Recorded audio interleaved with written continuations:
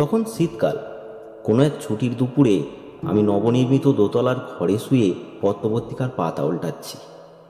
এমন সময় আমার এক বন্ধু তারও ভেসে বলল, এই দেখ, এটা দেখেছিস? আজকের কাগজে বেরিয়েছে। আমি চেয়ে দেখলাম খবরের কাগজে সম্পত্তি বাড়ি জমি বিভাগে ছোট্ট একটি বাড়ি বিক্রির বিজ্ঞাপন। বিজ্ঞাপনের হেডিং হচ্ছে ভুতুড়ে বাড়ি। নিচে লেখা আছে, ঘাটশিলার কাশিদা অঞ্চলে আমাদের সাবেককালের বাড়িটা ভূতের উপদ্রবের জন্য বেচে দিতে চাই। সম্পূর্ণ খালি বাড়ি, সামান্য আসবাবপত্র যা আছে তা সমেত বাড়িটার দাম 5,000 টাকা। সব জেনে শুনে যদি কেউ কিনতে চান নিচের ঠিকানায় যোগাযোগ করুন। আজ থেকে বছর 30 আগে যে সময়কার কথা বলছি, তখন 5,000 টাকার দাম ছিল অনেক। কাজেই 5,000-এ যখন বাড়িটা বিক্রি হচ্ছে, তখন নিশ্চয়ই বেশ বড় বাড়ি। আমি কাগজটা রেখে উঠে বসে বললাম, বেশ অভিনব বিজ্ঞাপন তো। আর বাড়ির মালিকও খুব সৎ বলে মনে হচ্ছে, কেননা তিনি যখন সব কিছু জানিয়েই বাড়িটা বিক্রি করছেন, তখন নিশ্চয়ই কোনো জোর চুরি বুদ্ধি তার নেই।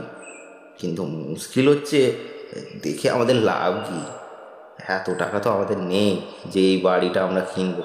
অতএব কিনবে কে? বাড়ি কেনার কি লোকের অভাব আছে রে? মনে জ্যাঠামশাই একবার ঘাটশিলায় বাড়ি কেনার ইচ্ছা প্রকাশ করেছিলেন। এখন বিজ্ঞাপনটা তাকে দেখালে নিশ্চয়ই তিনি রাজি হয়ে যাবে।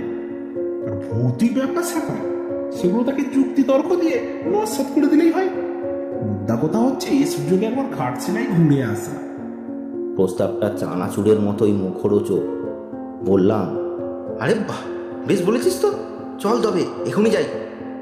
আমরা দুজনে তখন খবরের কাগজের ওই অংশটির ওপর লাল পেন্সিলে দাগ দিয়ে শিবপুরে মোহনের বাড়ির দিকে চললাম। ওদের বাড়িতে গিয়ে মোহনকেও পেয়ে গেলাম অপ্রত্যাশিতভাবে। আসলে ছুটির দিন তো, এই সময়টা খেয়ে দিয়ে সবাই একটু বিশ্রাম করে। মোহনকে কাগজটা দেখাতে ও একটু অবাক হয়ে গেল। তারপর বলল, বেশ মজার ব্যাপার। ভূতের বাড়ি এই কথা আগে থেকে জানিয়ে কেউ বিজ্ঞাপন দেয় নাকি? লোকটার মাথা খারাপ নেই তো, নাকি বিজ্ঞাপনটাই ফলস? দেখ মোহন, এটা যখন বিজ্ঞাপন তখন ফল সেটা কিছুতেই নয়। কেন কার এত টাকা আছে যে খরচা করে ফাজলামি করতে যাবে? তা ঠিক, তবে জ্যাঠামশাই তো ভিতুলো, তাতে এবারে উনি কিনতেই চাইবেন না। আরে বাবা, বুঝছিস না কেন? ভূতরু তো সব বাজে কথা। আসলে ভদ্রলোকের অনেক সম্পত্তি বিক্রি করতে চাইছেন, কিন্তু খদ্দের পাচ্ছেন না। কাজেই এমন চমক লাগানো বিজ্ঞাপনে কিছু লোকের দৃষ্টি আকর্ষণ করতে চাইছে। অনেক লোক আছে তো ভূতের নামে হাড়ে চটা, তাদের ভেতর থেকে কেউ হয়তো জেদ করে বাড়িটা কিনেই ফেলল। এ সমস্ত মন্দ বলিস নি। ঠিক আছে, এসেছিস যখন বস তোরা। জ্যাঠামশাই সবে শুয়েছেন, উঠলেই খবর দিচ্ছি। তারপর বাড়ি কেনা হোক বা না হোক, দেখতে যাওয়ার ছলে 2-4 দিন ঘাটশিলা থেকে ঘুরে আসা যাবে। আমিও তাই বলি, তো জ্যাঠামশাইকে যেভাবে হোক তুই রাজি করা। আমাদের 3 জনের তাহলে রথ দেখা কলা বেচা 2 হবে। আর যদি সম্ভব হয় তো একবার ভূতের বাড়িতে কাটিয়ে আসতে পারবো আমরা। সম্বন্ধে একটা অভিজ্ঞতাও হবে আমাদের।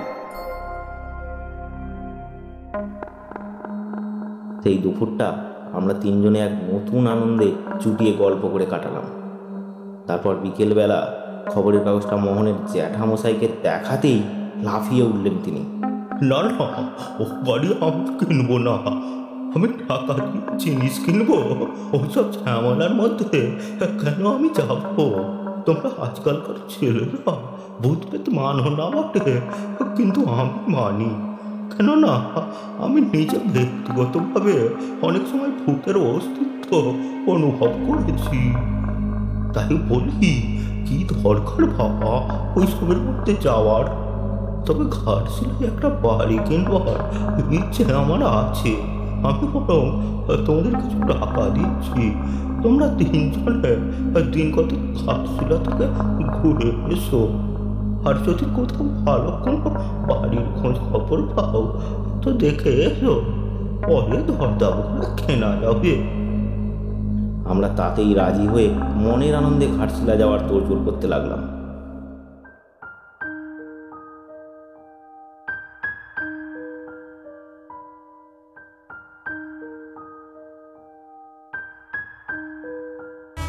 পরদিন বেলা 11টায় নাগপুর প্যাসেঞ্জারে চেপে আমরা ঘাটশিলার দিকে রওনা হলাম। সন্ধ্যের পর যখন স্টেশনে নামলাম তখন চারিদিকে ঘুটঘুট করছে অন্ধকার।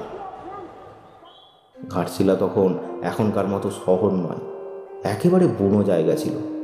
স্টেশনের কাছেই একটি চায়ের দোকানে খোঁজ খবর নিয়ে 4-5 দিনের জন্য একটি ঘরের ব্যবস্থা করে ফেললাম আমরা।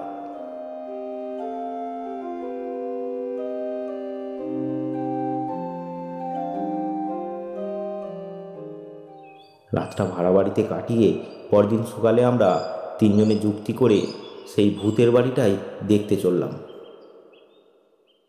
ঠিক হলো, বাড়ি যদি পছন্দ হয় তাহলে ওই বাড়ি জেঠামশাইকে রাজি করিয়ে কেনাবো আমরা, আর যদি না হয় তাহলে এক রাত ওই বাড়িতে থেকে অভিজ্ঞতা সঞ্চয় করে ফিরে আসব। খবরের কাগজে দেওয়া ঠিকানার খোঁজ করে আমরা রাজবাড়ির কাছে বিজ্ঞাপনদাতার বাড়িতে এসে উপস্থিত হলাম। ভদ্রলোকের নাম সিন্ধুবাবু, কৃপাসিন্ধু রায়। বেশ অভিজাত পরিবারের লোক বলে মনে হলো। আমরা যখন তার বাড়িতে গিয়ে পৌঁছালাম তখন সকাল 9টা। বাড়ির চাকর এসে আমাদের বৈঠকখানার ঘরে বসতে বলল। আমরা বসলাম।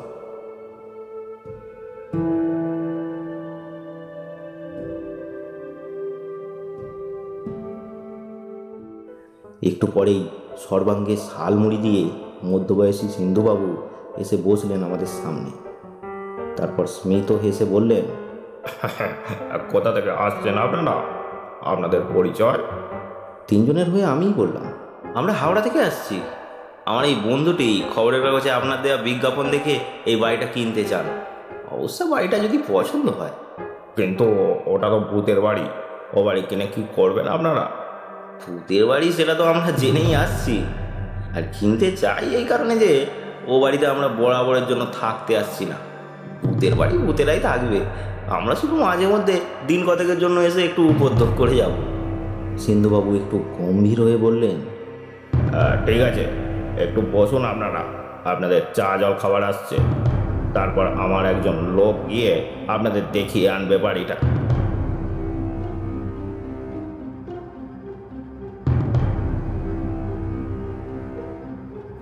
খানিক বসবার পরেই চাকর এসে 1 প্লেট করে গরম হালুয়া এবং ধুমায়িত চা 1 কাপ করে রেখে গেল আমাদের সামনে। আমরা 3 জনেই খেয়ে নিলাম সেগুলো। তারপর সিন্ধুবাবুর লোকের সঙ্গে চললাম বাড়ি দেখতে। কাশিদা এখান থেকে অনেক দূরে, তবুও আমরা পায়ে হেঁটেই দেখতে গেলাম বাড়িটা। সিন্ধুবাবুর যে লোক আমাদের বাড়ি দেখাতে নিয়ে যাচ্ছিলেন তার নাম রাখালদা।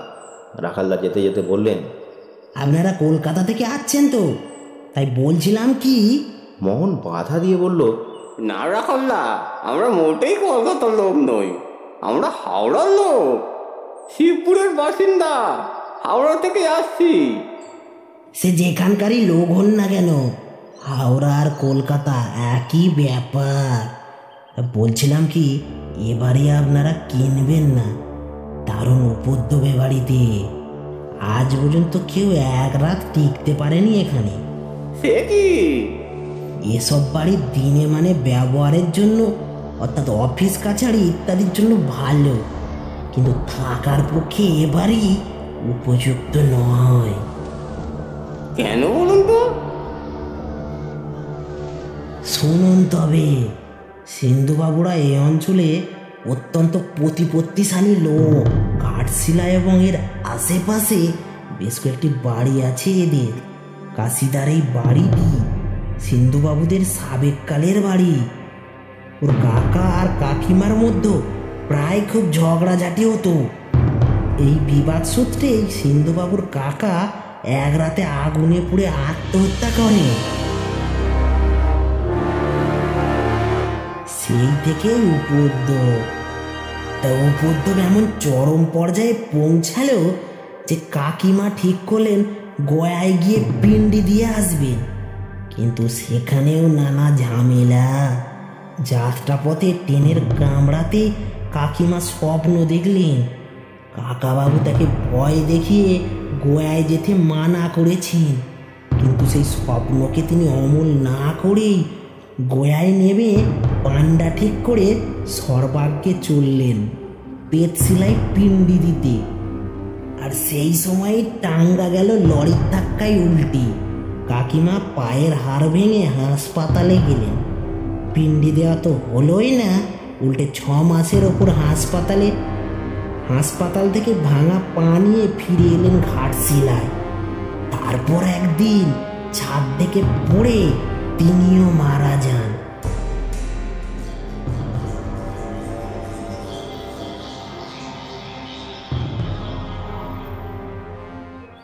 সেই থেকে ওই বাড়িতে যেই থাকতে গেছে সেই নানা রকম ভয় পেয়ে পালিয়ে এসেছে। বলেন কি? হ্যাঁ, রাত দুপুরে এমন সব কাণ্ড কারখানা হয় ও বাড়িতে যে কোনো সুস্থ মানুষের পক্ষে তা চোখ মেলে দেখার ব্যাপার নয়। একবার টাটানগর থেকে একদল ছেলে জোর করে ওই বাড়িতে থাকবে বলে এসেছিল, কিন্তু পরদিন সকালে তাদের কাকেও আর দেখা যায়নি। সে কি ভূতেরা খেয়ে ফেলল নাকি তাদের? না, রাত শেষ হবার আগেই তারা পালিয়ে বাঁচে এবং পরে টাটানগর থেকে চিঠি দিয়ে পালিয়ে আসার কারণ জানায়। কি কারণ? তা বলতে পারবো না, তাই বলছিলাম কি দরকার ও বাড়ি নিতে যাওয়ার। এর চেয়ে বাড়ি যদি সত্যি কেনেন তো আমি একটা বাড়ির সন্ধান দিই আপনাদের। বেশ, তো আগে দেখি নেই বাড়িটা, তারপর যদি পছন্দ না হয় তখন আপনার বাড়িটাও দেখে আসা যাবে।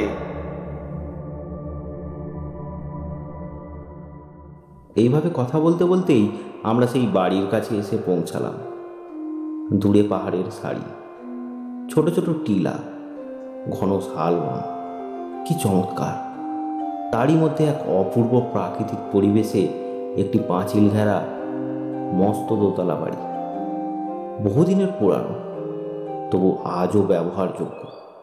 তালা খুলে আমরা ভেতরে ঢুকলাম। বহুদিন ঘরে ঝাঁট পড়েন। বাগানটা আগাছায় ভরা।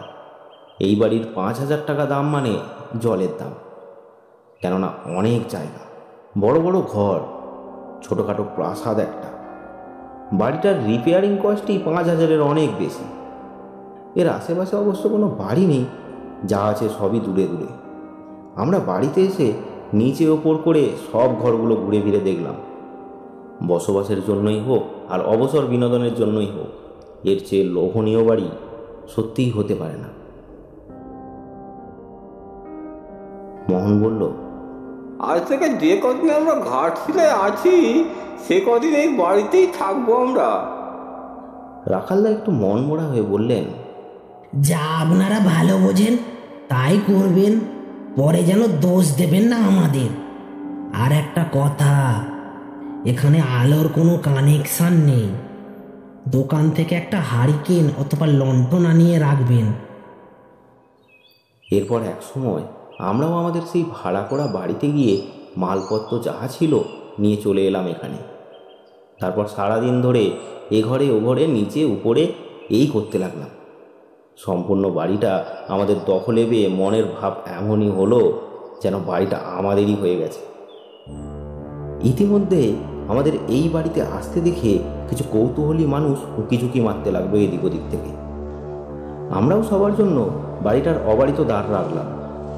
সবাই যখন শুনল আমরা এই বাড়ি কিনতে চাই তখন অবাক হয়ে গেল সকলে। সবাই এক বাক্যে বারণ করতে লাগলো এই বাড়িতে না থাকা বা এই বাড়ি না কেনার জন্য।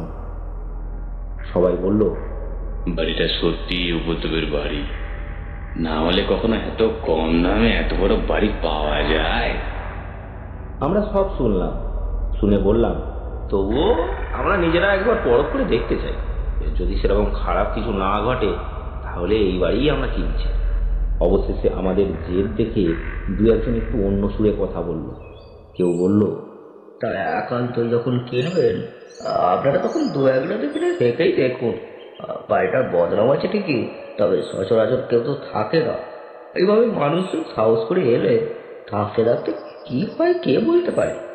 দেখাই যাক না এতদিনের ভূতের উপদ্রব একটু কমেছে কিনা। সাহস করে থেকেই যান। তাছাড়া আমরা যখন জেনে গেছি তখন আমরাও একটু সজাগ থাকবো। যদি বেশি ভয় টয় পান তো ছাদে উঠে জোরে চেঁচাবেন, দল বেঁধে ছুটে আসবো সবাই। আমরা জানালা দরজা বন্ধ করে ঘরে আলো জেলে 3 বন্ধুতে এই নির্জন বাড়িতে সত্যিকারের ভূত এলে কীভাবে মোকাবিলা করব এই নিয়ে আলোচনা করতে লাগলাম। অনেক রাত পর্যন্ত আলোচনা করে যখন দেখলাম সব ভোঁ ভোঁ, তখন তক্তপোষে পাতা বিছানায় মশারি খাটিয়ে আমরা 3 জনে জোড়াজোড়ি করে লেপ চাপা দিয়ে শুলাম। শোয়ার সঙ্গে সঙ্গেই ঘুম।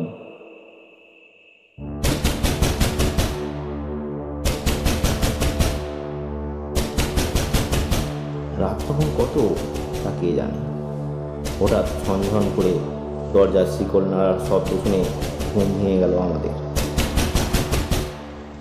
শিকল নাড়তে নাড়তে কে যেন একজন ভারী গলায় বলল, এই যে কে আছেন ভেতরে, দরজা খুলো। কে? কে তা দেখতেই পাবে, দরজা খুলো। আমরা 3 জনেই উঠে বসলাম। আমরা উঠে গিয়ে দরজা খুললাম, কিন্তু কি আশ্চর্য, কোথায় কে? সব ফাঁকা। দালানের দরজাটাও খিল দেওয়া, যেমনকার তেমনই আছে। কে তাহলে কিভাবে এসে ঘুম ভাঙালো আমাদের? ভয়ে বুকের রক্ত হিম হয়ে এলো।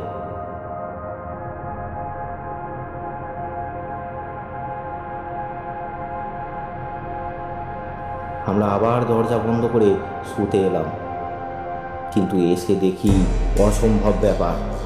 এরই মধ্যে আমাদের তক্তপোষটা ঘরের উল্টো দিকে নিয়ে যাওয়া হয়েছে এবং আমাদের বিছানাও দখল করেছে কারা। দেখলাম আমাদের লেপটা মুড়ি দিয়ে কারা যেন 2 জনে শুয়ে আছে। লেপটা এমনভাবে ঢাকা যে মুখ দেখতে পাচ্ছি না তাদের, শুধু মাথা দুটো দেখা যাচ্ছে।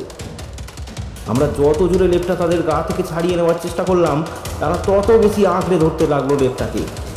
অবশেষে অনেকক্ষণ টানা হয়ে যাওয়ার পর লেপ আবার আলাদা হয়ে গেল। বিছানা থেকে লেপটা উঠিয়ে নিয়ে দেখলাম কেউ নেই ভেতরে।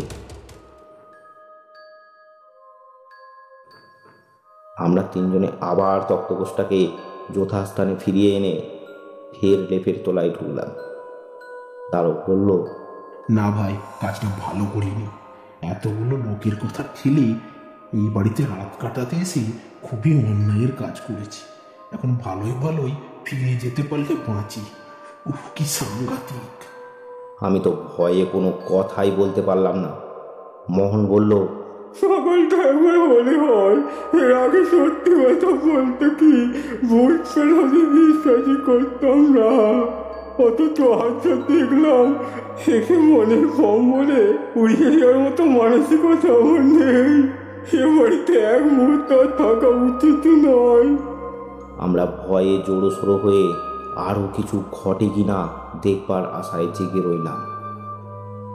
ঘুম তো এলোই না, ঘুমাতে সাহসও হলো না। ঘুমিয়ে পড়লে আবার যদি শিকল ছনছন করে। বেশ কিছুক্ষণ শুয়ে থাকার পর আমরা দালানে একটা খটখট শব্দ শুনতে পেলাম। মনে হলো কে যেন চটি পড়ে পায়চারি করছে। দালানের এ প্রান্ত থেকে ও প্রান্ত পর্যন্ত একবার যাচ্ছে, একবার আসছে। তারপর আবার সেই ঝনঝন করে শিকল নাড়ার শব্দ। সবাই আমরা 3 জনে 3 জনকে জড়িয়ে ধরলাম। কেউ আর উঠলাম না দরজা খুলতে। শিকল ঝনঝন করে বেজেই চলল। তারপর শোনা গেল আবার আগের মতোই ক্রুদ্ধ কণ্ঠস্বর, কারা আছে ঘরের ভেতর? দরজাটা এত করে খুলতে বলছি, দরজা খোলো। কে খুলবে দরজা? আমরা তখন আতঙ্কে নীল হয়ে উঠেছি ক্রমশ। কেই বা যাবে দরজার কাছে, উঠে দাঁড়াবারও যে শক্তি নেই কারো। ক্রুদ্ধ কণ্ঠস্বর আবার শোনা গেল, দরজা না খুললে কিন্তু ভয়ানক ব্যাপার হবে, বলো বলছি, না হলে ভেঙে ঢুকবো। অগত্যা উঠতেই হলো। 3 জনে পা টিপে টিপে দরজার কাছে গিয়ে খিলটা খুলতেই দরজাটা সশব্দে দুহাট হয়ে খুলে গেল। মনে হলো কেউ যেন ওদিক থেকে জোরে ধাক্কা দিয়ে খুলে দিল দরজাটা। সে কি দারুণ শব্দ, গোটা বাড়িটা কেঁপে উঠল বুঝি। কিন্তু তা না হয় হলো, আবার তো সেই আগের মতোই ঘন, কেউ কোথাও নেই।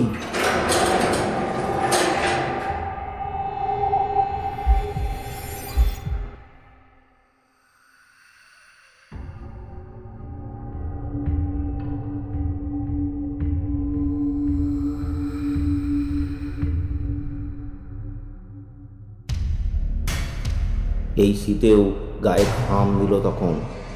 এরপরে আর বিছানায় ফিরে যাওয়ার মতো মন বা সাহস নেই। সেখানেও তো ওই আগের মতোই খারাপ ব্যাপারটা ঘটবে, অর্থাৎ কিনা লেপ নিয়ে টানাটানি। কি যে করি, পরস্পর মুখ চাওয়াচাই করছি। এমন সময় হঠাৎ আমাদের লণ্ঠনটা কে যেন আছাড় মেরে ভেঙে ফেললো ঘরের ভেতর। অন্ধকার, অন্ধকার, ঘন অন্ধকারে ঢেকে গেল চারিদিক। মোহনের টর্চ ছিল, টর্চ জেলে হাত ঘড়িতে দেখে নিলাম রাত তখন 2:30। এখনই বাড়াতে হবে এখান থেকে, না হলে যে কোনো মুহূর্তে ভয়ানক একটা কিছু ঘটে যেতে পারে। ওদিকে বারান্দার দরজাতেও তখন দমাদম লাথি পড়তে শুরু হয়েছে, লাথির পর লাথি, আর তার সঙ্গে সেই প্রচণ্ড ধমকানি। দরজা খোলো, দরজা না খুললে কিন্তু ভয়ানক ব্যাপার হবে। খোলো বলছি, না হলে ভেঙে ঢুকবো।